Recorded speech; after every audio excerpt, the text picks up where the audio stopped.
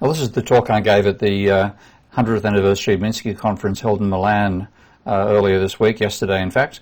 The circumstances for recording there weren't good, so what I've done instead is I'm recording this back at Michael Hudson's place in London. And the reason, I'm taking the opportunity of the 100th anniversary of Minsky's birth to bring together everything I've done on trying to put his theories into a modelling framework, and also explaining the backstory that's necessary as well about the role of credit in aggregate demand and the role of banking sector and so on. So if you look at Minsky, my starting, there's many ways you can take a approach to Minsky. A lot of people work on the idea of Ponzi finance versus hedge finance versus speculative, etc., etc. I tend to work in what I see as his overall total macroeconomic framework, where he's looking at the way the economy operates from the top down. And what he says here is, this is my key phrase in Minsky's work, the natural starting place for analysing the relationship between debt and income. And this is something which already puts him outside not just the mainstream, but a fair bit of non-conventional economic thought as well, because he sees there is a relationship. The mainstream, with its theory of blendable funds, argues there's no relationship between debt and income. Even a lot of the non-mainstream work still hasn't properly got their head around Minsky's insight here, that there is a relationship between debt and income, credit and income. And then this was what I see again as one of his unique contributions to thinking about capitalism in a critical way, but not one which is like so many critics of capitalism talk about it being prone to stagnation and so on. I never thought those theories made sense. When I saw this, I think I saw that Minsky had a handle on the actual nature of capitalism, to say its fundamental instability is not towards stagnation, which is the Baran-Sweezy critique of capitalism, but upward. The tendency to transform doing well into a speculative investment boom is the basic instability in a capitalist economy. And I thought that was brilliant when I first saw it. So my ambition was to put this in a mathematical framework where you can model what Minsky saw. Now we're now, as well as being 100 years past the birth of Minsky, we're also a decade after the financial crisis, and the mainstream is still either ignoring him or, as I saw in some of the papers at that conference in Milan, completely misinterpreting him. And one of the criticisms which have been made of many of the models, including mine, of Minsky, is that they're based on ad hoc expectations. And the mainstream still thinks it's got an advantage because it has this idea of having good micro foundations. And this is Barclay Rosser, who's actually a good mate. But this is him from the Encyclopedia of Political Economy, saying that the earlier models with ad hoc expectations assumptions, talking in particular about Minsky's financial instability hypothesis, and mentioning my model of it there. And I want to show that they're not ad hoc. In fact, you can effectively derive what Minsky saw in capitalism in terms of how he described the dynamics that he perceived in largely verbal models of capitalism. You can derive it directly from macroeconomic definitions. So the whole idea you've got to start from micro is a fallacy, and you can instead start from macro and work forward.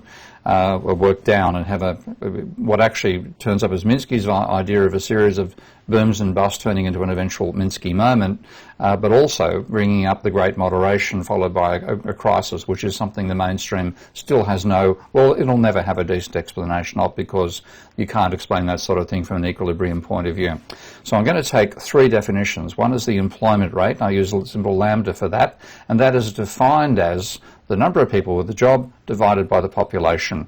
And the beauty of working from definitions is you can't disagree with the definition. You might say it's not complicated enough, but you can't disagree with the definition. So that's the starting point. Employment is defined as the ratio of the number of people with a job to the total population. Similarly, the wages share of GDP, which I use the symbol omega for, is the total wage bill divided by GDP. Private debt, total level of private debt divided by GDP, that's the debt ratio. And then two definitions which I use to expand the others when I start developing this model. The output to employment ratio, now that's often called labour productivity. I think it's a strictly more correct way to describe it is simply the ratio of output to employment, how many units of output per worker, and that's the A term. Whether it's, in my opinion, as I'll argue in another presentation, has nothing to do with how productive the workers themselves are. And then the capital to output ratio, so the measured value of capital, and of course that brings up all the complications of how does one define capital, something again the mainstream doesn't particularly worry itself with. That's an important issue for future work, and it's also something which of course was done by Sraffa back in the 60s as well. But this is the ratio of measured amount of capital stock divided by measured output. So there's again all definitions. Now if you differentiate those with respect to time, and I'm not going to do that in this presentation, but it's make that an exercise for the viewer. If you differentiate each of those terms with respect to time, you can turn those static definitions into dynamic ones. And the first one, the employment rate, is equal to the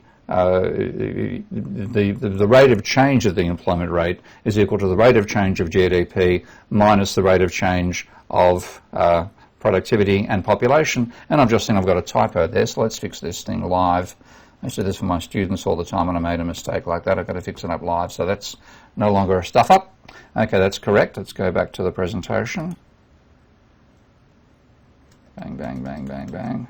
Okay, so the first definition, the rate of change of the employment ratio, and that's what the hat stands for. The hat symbol's used by mathematicians to indicate 1 over something d something dt, 1 over x dx dt. That's the rate of growth of rate of change of some phenomenon. So the hat stands for the rate of change of employment in the first case, the rate of change of the level of output in the second, rate of change of the output to employment ratio, and then the rate of change of population. And that is still a definition. Given how those terms are defined, that is actually not a model, it's a definition stated in dynamic terms. So you can phrase it moderately more eloquently as saying the employment rate will rise if economic growth exceeds the sum of the change in the output to labour ratio and the change in population. The wages share, very obviously, the wages share of GDP will increase if wages rise faster than GDP. And the debt ratio will rise if debt grows faster than GDP. So we're still working with definitions, but they're now put in a dynamic context. Now to turn this into a model, you have to bring in some simple behavioral relations. And what I'm going to do here is use extremely simple linear relationship between the rate of change of wages and the level of employment, and the rate of investment and the level of profit.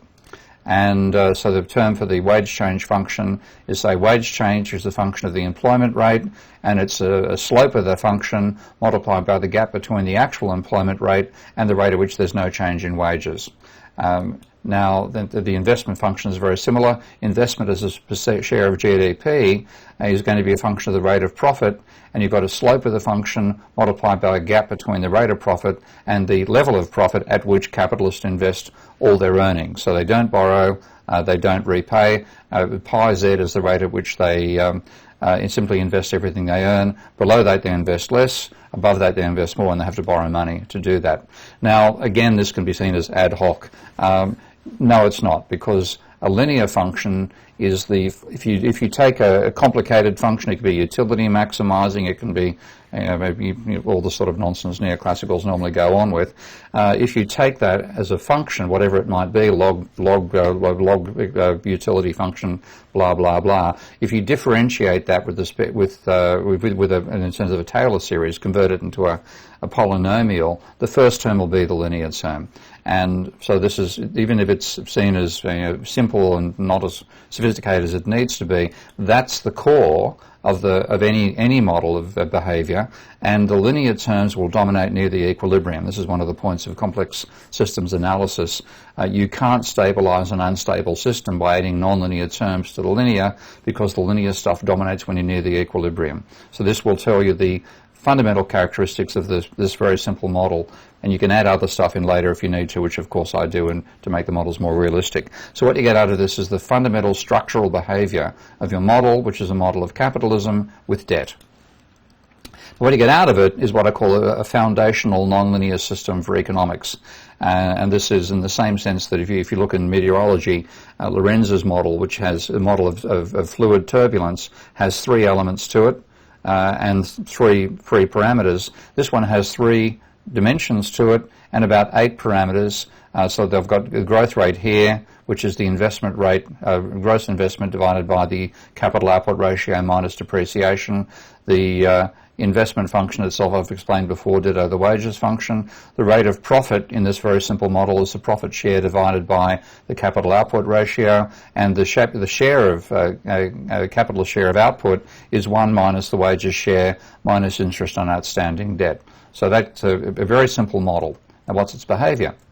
Well, that behaviour is affected by the nonlinearities, which are an essential part of this. They're not assumed nonlinearities, they are structural. So what you have when you spell out the rate of change of the employment rate, multiply across by 1 over lambda to get the rate of change of the employment rate is lambda times this expression.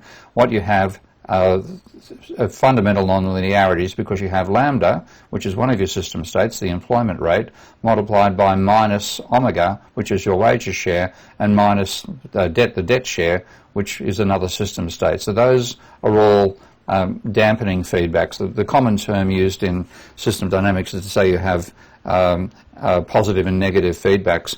I find those terms confusing to non-professionals in the area, because a negative feedback is something which dampens the dynamics, but negative sounds bad. This is actually a stabilizing force. People will use positive, that sounds good, but that's an amplifying force. I prefer to use dampening for negative and amplifying for positive. And this is the second equation. It's an amplifying feedback. You're multiplying the level of wages share by the level of employment. And then you have one more amplifying feedback. You've got minus the debt ratio times minus the wages share, and again minus the debt ratio. These are amplifying feedbacks. So these are inherent nonlinearities. They're not things which are assumed or imposed upon the model. They exist because of the structure of the system. And my point in this presentation is that you can get the essence of Minsky's hypothesis out of this very simple model. So what Minsky, in a sense, was perceiving is this fundamental nature of capitalism, which is why his work is so important. Now, when you work out the equilibrium of this model, and of course I'm not going to do equilibrium analysis, I'm not going to presume everything happens in equilibrium, but of course the equilibrium is an important component of a dynamic system. And there are 3 equilibria overall, only 2 of them are meaningful. One has a finite employment rate, a finite wages share, and a finite debt ratio. The other has 0 wages share, 0 employment, and infinite debt. Clearly you know which one you're going to prefer. So my good friend Matthias Griselli and Costa Lima described the positive one, the first one as the good equilibrium, and the other one as the bad equilibrium. You don't want to get there, but of course this is what we actually did back in 2007. So if I then feed this model into the Minsky software that I've designed and named after Hyman Minsky, let's just take a look at it.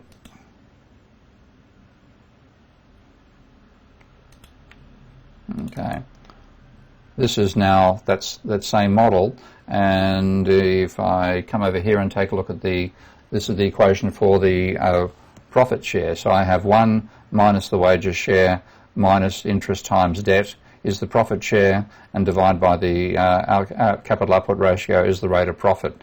Down here are the 3 equations. You read them backwards. So this is the employment rate is equal to the rate of change of the employment rate is equal to the employment rate multiplied by the growth rate minus the sum of alpha and beta, where alpha and beta are assumed constant rates of change in the labour to output ratio and constant population growth. And the same thing down here for the wages share. If you click on this tab on Minsky, you see the equations as it's actually done for simulating. So these are the various parameters in the system. There's the wage change function. There's the profit share. Here we have the investment function. Minsky sort of scrambles where these things turn up in the whole column, so you've got to take a bit of a hunt and peck to work out where components are. There's the growth rate, and then down here I have the rate of change of debt, the rate of change of employment, and the rate of change of wages share, and that's what Minsky actually simulates. Now, what I have here are these are the values of the various parameters. So alpha is the rate of change in the labour to output ratio, beta is the rate of population growth, delta K is the rate of depreciation, D is the capital output ratio, R is the rate of interest, and here I have the 4 arguments for the 2 behavioural functions. Lambda S and lambda Z are the slope, and the slope of the workers' response to employment and the level at which workers neither get wage rises nor take step wage cuts. And then lambda pi, capital S, is the slope of the investment function, and pi capital Z is the rate of profit at which capitalists invest all their profit. They don't borrow, they don't repay.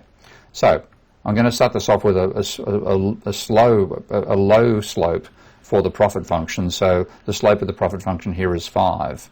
And if I simulate the model, thanks for the noise effects outside, you can see this is slowly going to converge over time. These two phase plots are one showing the wages share of GDP, the other the employment rate. That's clearly converging here. This is the profit share and the employment rate, also converging very obviously. And these are two important ones. This is the debt ratio, the wages share of GDP on the horizontal here, and the profit share. So this is income distribution information. And the vertical is the debt level. And first of all, you can see the debt level doesn't get particularly high. Just look, check and see it's running at, you can see the numbers over here, running at about 70% of GDP there. And you can notice there's a tilt in this function, whereas this one, which is showing wages share on the horizontal. So as the debt level rises, the wage share is falling, but not falling by a lot. Whereas as the debt level rises, the profit share remains much the same. It fluctuates around this equilibrium in terms of a profit share of GDP. Notice, by the way, too, that's much higher than the. I'm only using a 3% rate of profit as the level at which capitalists invest all their earnings. That translates to a 9% profit share, but the equilibrium is actually 27%. Another exercise for the reader to see what that happens. This sort of system converging, it's equilibrium, hey, isn't it wonderful, we can all go home. Well, let's just increase the slope of the profit function there, so we have more aggressive capitalists, more willing to invest, which is the sort of thing you'd think you'd want in capitalism. What happens when you simulate this model? Exactly the same model, of course, just different parameter values. And notice the convergence that was going on beforehand is happening more rapidly, apparently, in terms of the employment rate and the wages share of GDP. And if they were all you worried about, which is fundamentally all neoclassicals do, because the employment rate clearly is that's one of the two targets they pretend to worry about. In terms of economic policy, the wages share ends up being a proxy for the rate of inflation. And it looks like the rate of inflation is falling and the employment rate is stabilising. But notice what's actually happening over here. You can see that the relationship between wages share and GDP and employment rates are rather different. The circles are moving this way. You can see the tilt on the profit, on the relationship between wages share of GDP and debt. It's steeper and it's going further. The debt level is getting higher. You've still got the same dynamics in terms of the profit share. So the profit share looks like it's heading to an equilibrium. You've got the same vertical growth in the profit share against the debt level. So the rising debt level doesn't affect the amount of money coming back to capitalists on average. It still looks pretty good to them. Now, let's continue the simulation. And here's what neoclassicals cannot get their heads around. This period of diminishing cycles looks like a great moderation. Then, this is very stylized because it's a linear model, but we're now going to more and more extreme cycles. This is a bit like going to the Great Recession. You've gone from a period of apparent stability to a period of crisis, and this is actually more than what Minsky himself saw in the system. I'll just simulate it a bit further. You can see it's getting more and more extreme, much higher debt level, and then you start getting very wild fluctuations. So that's a linear model. I can make it look more realistic, as you'll see, with nonlinear behavioral functions in there.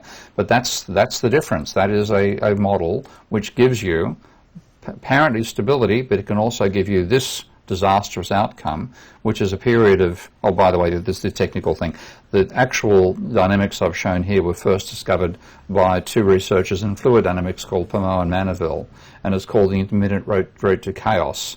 So again, in the meteorological models that were done by Lorenz, one of the behaviours they'd see is a period of diminishing volatility in the fluid flow, which actually says the flow becomes more laminar, smoother, and then suddenly turbulence on the other side. And this is exactly the same class of model. So if you take a look at what's going on, here's a period of diminishing and then rising cycles. Again, something that neoclassical models, with their obsession for equilibrium, cannot generate. A rising level of debt to GDP, which of course is what we saw empirically, and I'll go into the data on that in a moment, and then rising inequality, because as it happens, the rising debt level, until a crisis occurs, doesn't affect what goes to capitalists, even though the capitalists are the ones that are doing the borrowing. In this model, The money is being borrowed, and I should have mentioned that earlier. I think I left that out of my presentation. Great. The money is being borrowed to build factories. This is the rate of change of debt is investment minus profits. So I said that over. I have actually, that's part of my derivation, so I left that out of the slides. I might go back and fix that up later. But capitalists are borrowing money is part of corporations to build factories, which means there's no Ponzi finance going on here. Everything is being borrowed is to actually create physical investment goods. So it's like a positive world. It's what you'd like to have happen. The workers are doing no borrowing at all, so I haven't got any of the housing bubble effects of the 2007 crisis. You would think that because the capitalists are the ones borrowing the money and the debt level's rising, then the capitalists would be the ones effectively paying for it out of a lower share of income. In fact, that's not what happens. It turns out that the increasing level of debt comes at the expense of the amount of money going to workers. And this is an essential insight out of this model, which even Minsky didn't have, that capitalism, the complex dynamics of the system are such that even though the capitalists and the firms are doing the borrowing, it's the workers who end up paying for it in terms of a lower wages share, meaning the remainder is going to the bankers. And you can see the distribution of income over here turning up as well. I don't cover that. Let's go back and take a look at that in the simulation. If I continue it, you'll see this level, the green line, which is the bankers' share, continues to grow. So that's the simplest possible model I can build.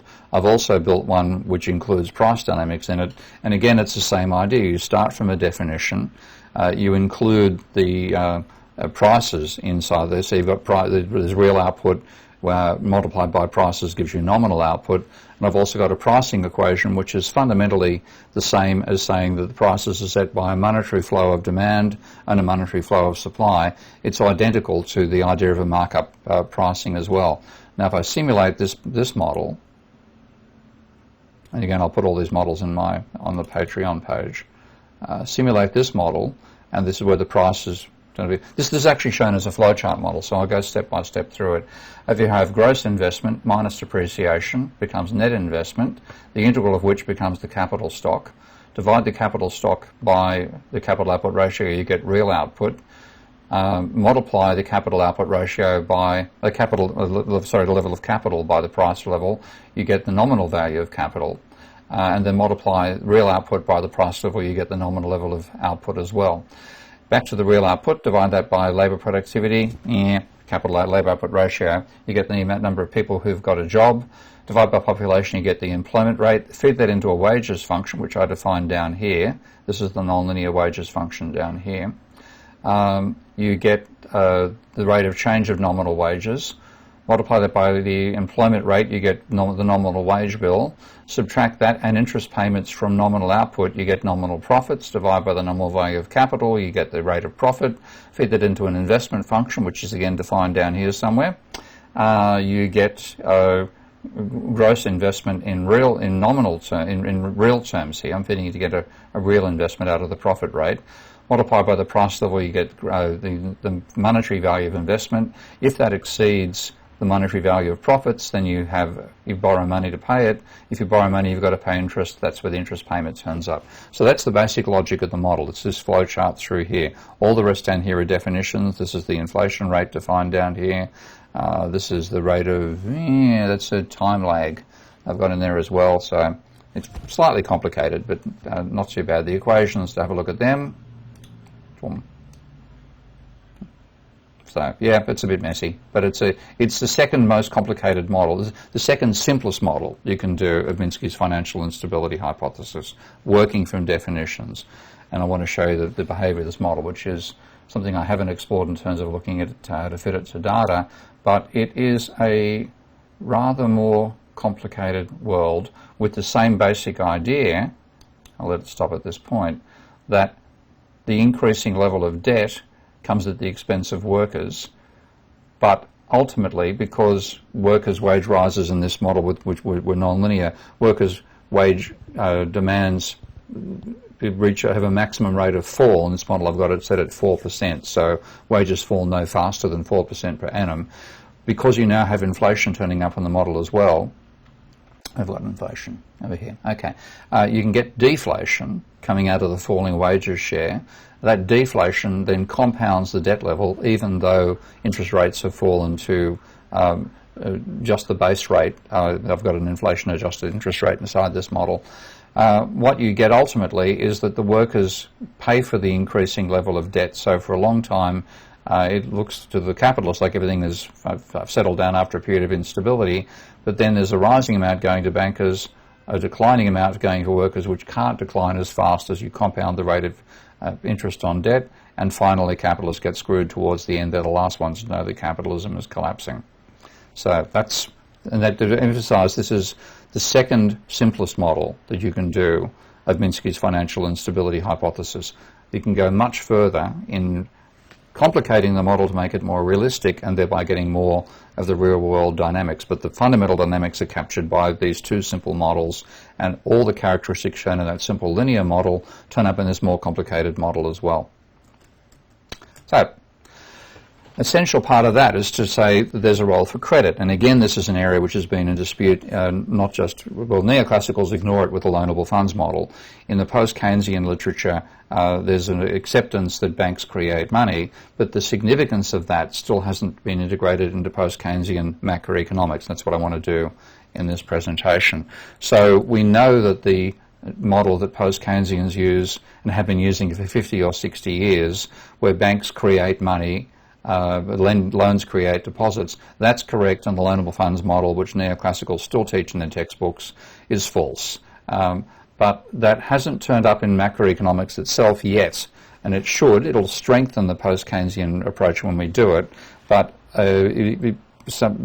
because these things take a while to permeate through even the same school of thought, this hasn't yet turned up in modern monetary theory.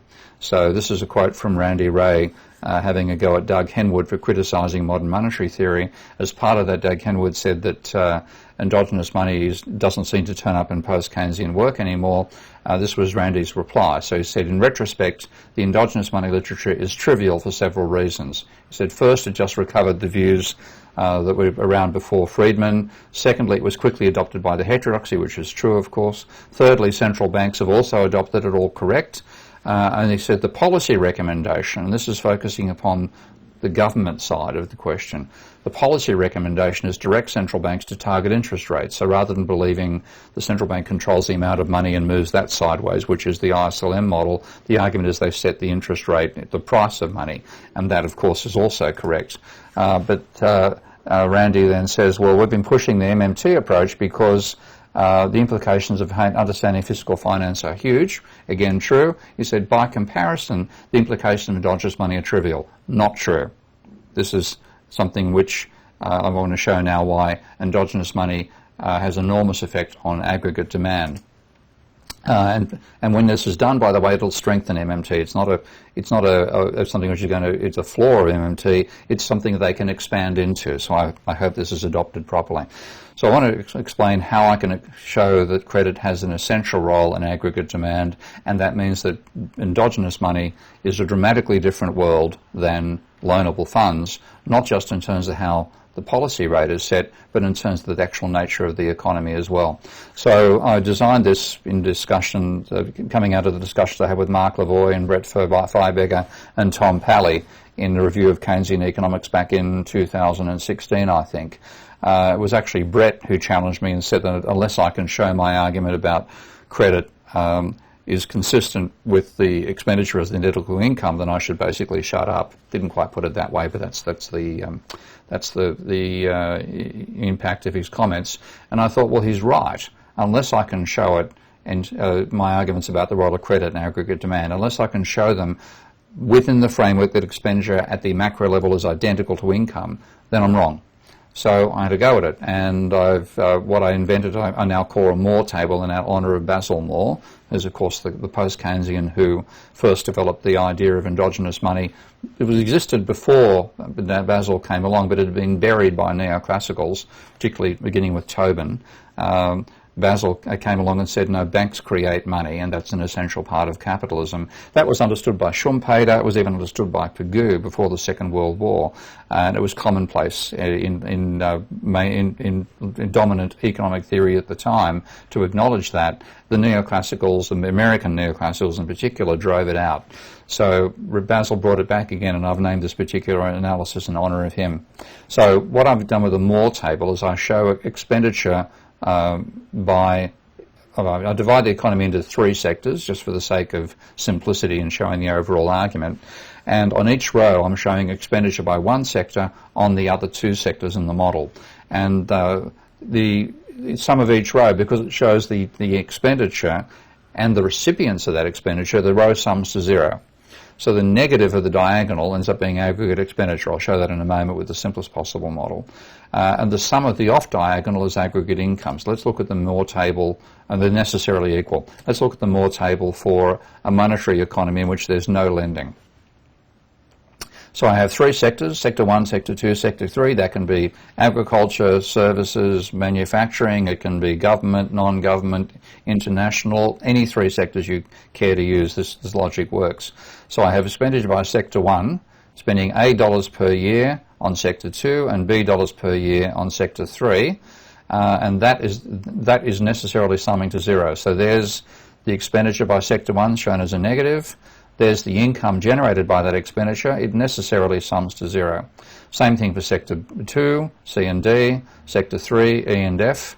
When you sum up the income that a sector receives, it can differ from the expenditure, but the sum overall ends up being zero again, which is why we work in gross terms in economics rather than net terms. Now, that's aggregate demand. The negative of the sum of the diagonals is aggregate demand. The sum of the off diagonals is aggregate expenditure. So add up the one or the other, you must get the same answer. And what I'm doing here, thank you, ambulance, or police, I wonder, is I'm taking using a mathematical function called the trace, which takes the sum of the diagonal of a matrix. And that is saying, what's the sum? Well, let's say each of these flows, A dollars per year, B dollars per year, blah, blah, blah, are equal to the amount of money in the economy times how often it turns over, the classic Milton Friedman velocity of money. And what this says is, not amazingly, aggregate demand is equal to the velocity of money times the amount of money in the economy. It's Milton Friedman's world without the helicopters. Now, at loanable funds, what's modelled in loanable funds is that one non-bank sector lends to another non-bank sector. So I'm leaving the bank out of this particular model and just imagining that you have a loan from one sector to another, and that's credit. So credit dollars come out of here and go there, and this is shown along the diagonal. So there's the flow of credit. Now you might wonder why I'm not doing it, hang on, let's go back. I'm not doing it horizontally. If the credit is a loan, these things are these are purchases. So you can't show credit going horizontally because it would imply the loan is an income. No, a loan's not an income. It's a transfer of spending power. So credit is transferred from Sector 2 to Sector 1, and without loss of generality, I show credit Sector 1 spending that money on Sector 2. So the basic idea is nobody borrows for the sheer pleasure of being in debt. You borrow to spend. So this is showing that action as well. So when I sum up the diagonal of that matrix now, I get one little change, and that is that interest now turns up as part of aggregate demand, but credit disappears. Credit cancels out. If you sum up, look at each of the rows, you'll see credit here is negative, it's positive, so it cancels there. Credit negative here, positive there, it cancels. And then you've got negative here, positive there, it cancels. So if loanable funds were true, you could ignore banks in macroeconomics. And this is why it's so important to distinguish between loanable funds, the textbook myth that neoclassicals still teach and believe, and endogenous money, which is the real world. So when I have endogenous money, what I have is a bank lends money to Sector 1, and Sector 1 spends that on Sector 3. So I've got to bring in a fourth sector, which is the banking sector. And I've also got to show the assets of the banking sector as well as the liabilities and the equity of the banking sector. So the actions are now, I should have coloured that in red, and I'll leave that as it stands at the moment. I'll fix it up when I save this on the Patreon website. There's the expenditure now. There's now 4 elements in it across here. And if you sum that up, there's the credit creation. So credit is a change in debt. That creates a change in liabilities, and then there's the expenditure of the credit. Now you take your diagonal there, and you find credit is part of aggregate expenditure and also aggregate income. Credit doesn't cancel out. Now, since what I call bank-originated money and debt is the real world, you have to include banking in macroeconomics. If you have a macro model that doesn't have the banking sector, and not as frictions, but as a source of aggregate expenditure, you don't have a model of capitalism. And that applies, unfortunately, to all neoclassical models except those done by Michael Kumhof.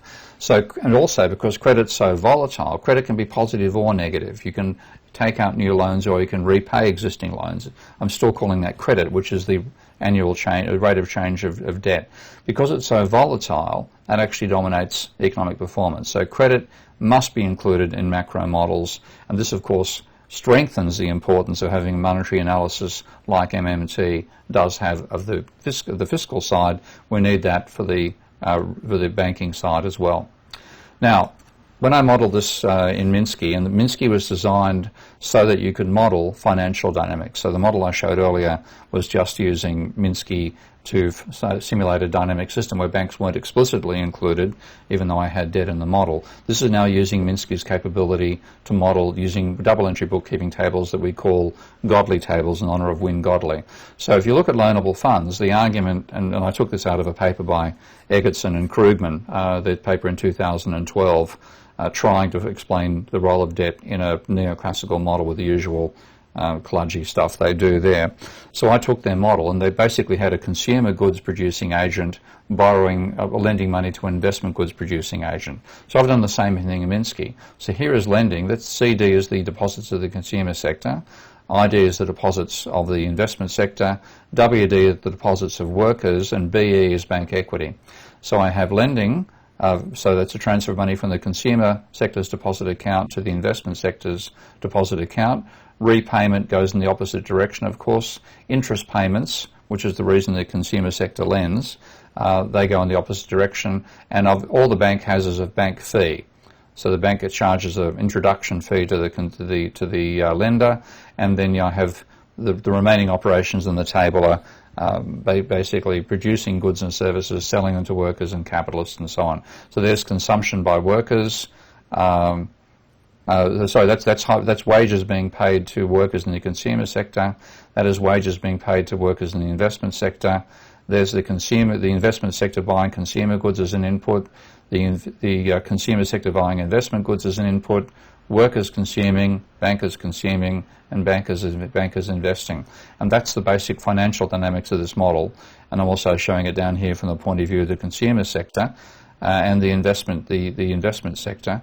And notice that debt is turning up as an asset of the consumer sector, because in this model it's the consumer sector that's lending. All the records of the consumer sector lending to the investment sector turn up as entries in the debt, D for debt, which is an asset of the consumer sector, and it's a liability of the investment sector over here. So let's look at that in Minsky.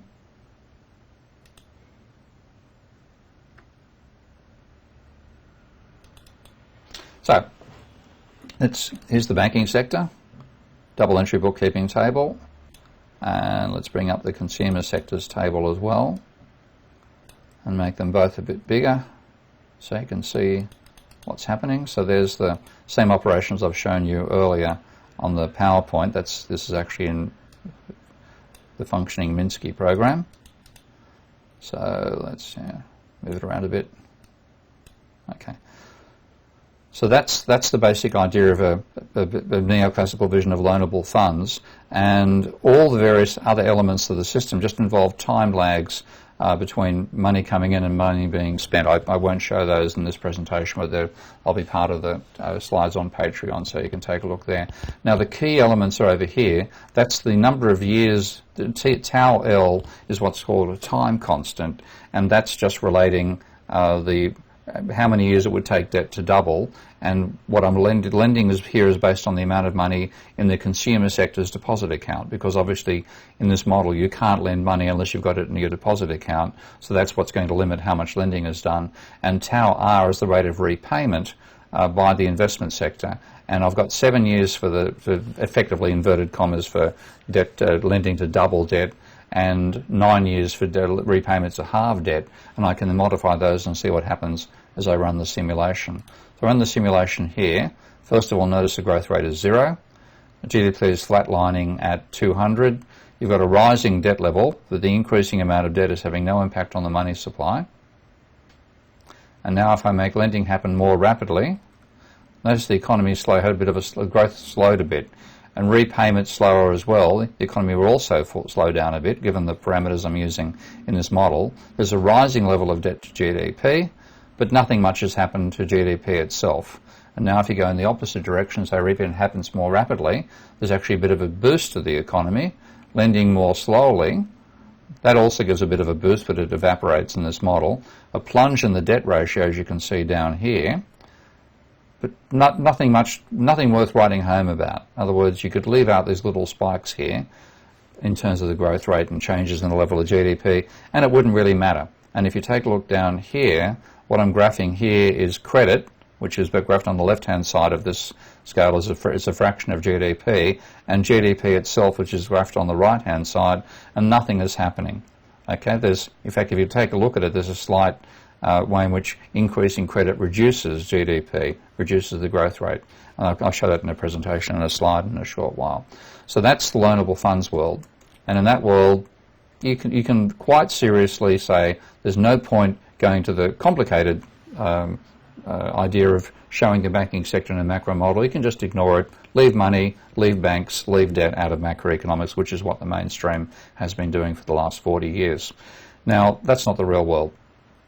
In the real world, banks lend money and they create debt and a liability. They create an asset for themselves in the loan and a liability for the borrower at the same time. So lending increases the assets of the banking sector and increasing the liabilities. Repayment reduces both. Interest payments are made not by the investment sector, not to the consumer sector, but to the bank, because the bank's the one that's extending the loan, and the rest of the model is the same as you saw beforehand. So what I can do to illustrate the importance of getting the structure of the economy right, using Minsky, I can rapidly convert this into where the banks are creating the money. So I'm going to delete the, that's right, this is the consumer sector's view down here. I'm going to delete debt as an asset of the consumer sector, but it's still in the model as a liability of the investment sector. So delete the debt, delete lending, delete debt repayment, delete interest payments, delete bank fee, and I can come across now to the banking sector, make room for an extra asset, and because I've deleted debt as an asset of the banking sector, it's sitting there to be shown as somebody else's asset. So you click on the down arrow and Minsky will show unallocated assets. That's the debt. That's the only one that's there. If I click on D, these two cells will suddenly be populated by Minsky. So the lending and repayment operations are brought across by Minsky. Now the interest payments, I can now say the interest is paid to the bank, and let's get rid of the bank fee. So those are the only changes I've made to this model, nothing else. Let's simulate it again. I'm going to start from the same initial conditions. So 7 years to double and 9 years to halve the level of debt. Okay, so different world. The growth rate's positive. Increasing the amount of debt is increasing the amount of money. If I have lending happen more rapidly, the economy has a boom. Repayment more slowly, even more of a boom. And then if repayment happens more rapidly and lending more slowly, you have a slump. So that is the importance of getting endogenous money into macroeconomics. And notice over here, by the way, in terms of credit as well, the economy slumps when credit's falling, which is happening here, booms when it's rising. Credit plays an essential role in macroeconomics, and economics that leaves it out is not economics. So, and that's now I'm onto the home run here. So the economy, let's just look at the rates of lending and rates of repayment and the level of growth. This is loanable funds, and you can see that the relationship between the credit to GDP is a ratio, which is the blue line, and the growth rate, which is the orange line. They're going in opposite directions. So credit goes negative, growth goes positive. And I'm graphing the growth on GDP on the other side over here. Maximum 220, minimum 195. It's all, there's no overall growth going on in the model. So you can have credit and growth moving in opposite directions, given the parameters I've used for the rate of consumption by the investment sector, et cetera, et cetera. Now, when I convert without changing anything else about the behavior of the model, notice what's happening. Credit goes up, so does GDP. Credit goes down, so does GDP. So credit and growth go in the same direction. And again, it's a dramatic transformation in the nature of the model by acknowledging reality. So it's the neoclassicals who've got it wrong and have let us live as if we live in this world, we actually live in this one. And it's a drastic difference to the nature of macroeconomics. And you can see this in the data. When I used to give this talk to my students over the last decade or so, I'd make the statement that I wouldn't make up the data that I find to try to make my case for me. Economists do that, by the way, involving Nordhaus being the classic instance of that. But I wouldn't dare make up data that's as strong as the actual data. So here is the level of debt to GDP, that's the red line.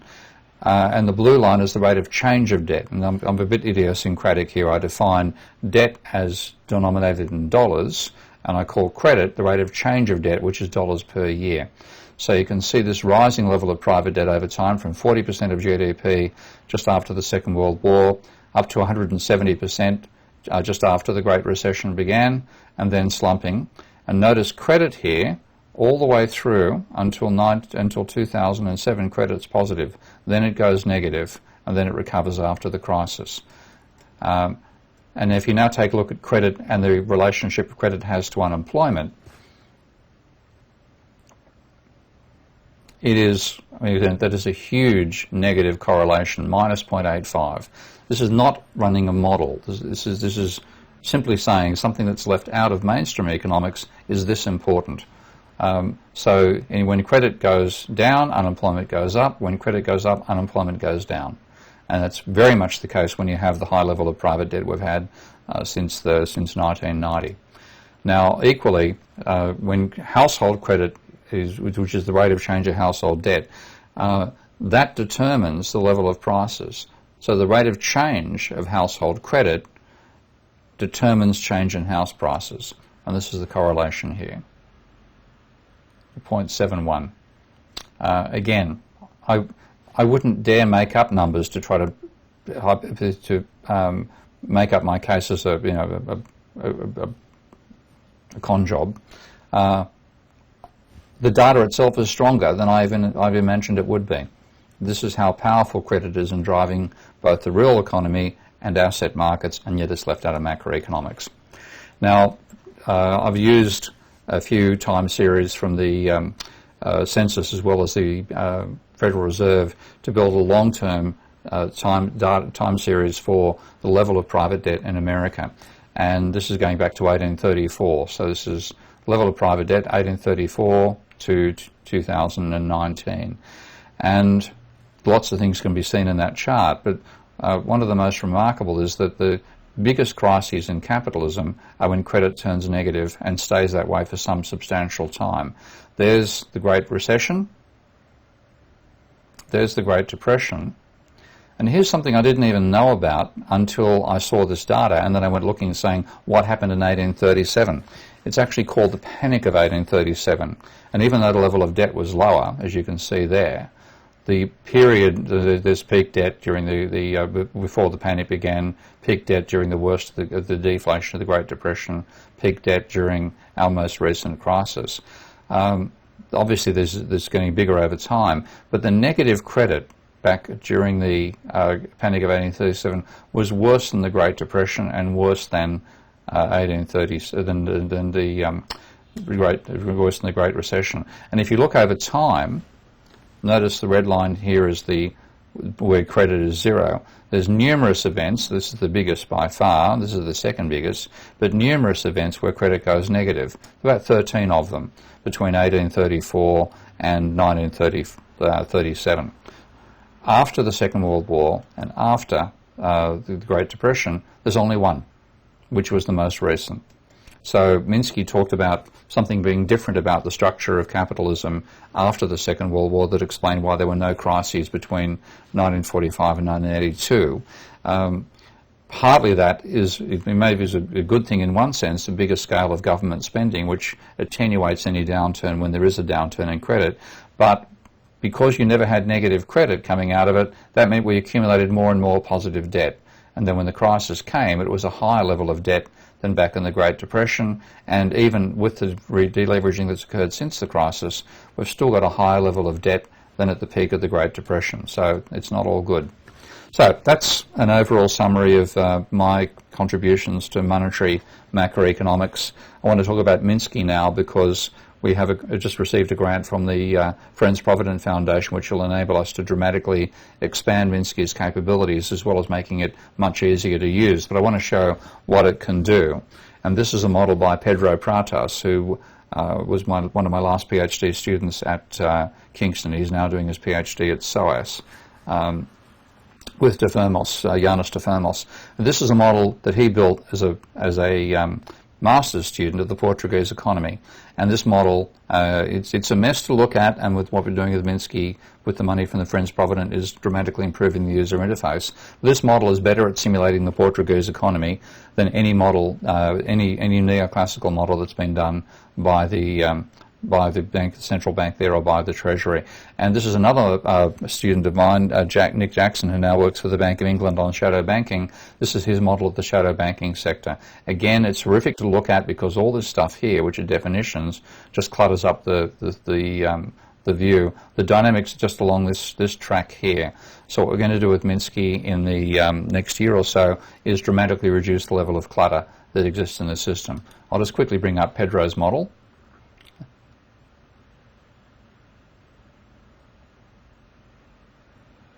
Quickly. Okay. This is just to show basically that this is not a toy piece of software. My model's a toy. I'm not trying to fit them to an actual economy yet, but this is somebody's attempt to really fit empirical data to a Minsky model. And the complexity of the model is enormous. You could never handwrite a model like this. Because what's actually going on is that the double entry bookkeeping does it for you. What Pedro has done fundamentally is taken the national accounting identities and filled them into sets of godly tables for the household sector, the government, the financial sector, the productive sector, and the rest of the world. And that is what generates the overall dynamics of this model. So what's going to come in Minsky itself over the next year? A dramatic reduction in the clutter is probably a major factor because that's what makes those models so hard to look at. But this shows that not only is Minsky right about financial instability, not only are the post-Keynesians right about endogenous money, but it's possible to do macroeconomics starting from the solid foundations of definitions of the macroeconomy. You don't need all that neoclassical micro nonsense.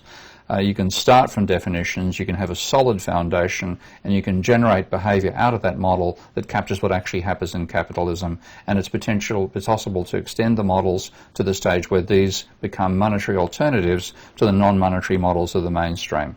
So lots more coming. I'll leave it at that. Please, if you'd like to take a look at Minsky, you can download it from SourceForge. You can also join the Patreon page we have for Minsky now. That's part showing the page there with the cash going to Russell Standish, who's the developer of the program of Minsky. Monetary macroeconomics is possible. Minsky was right. The post-Keynesians were right. Endogenous money is correct. The neoclassicals have got it wrong. It's time we got rid of them. And this is a potential way to produce a monetary, non-equilibrium version of macroeconomics, which will be much closer to the world we live in than the epicycle nonsense of the mainstream.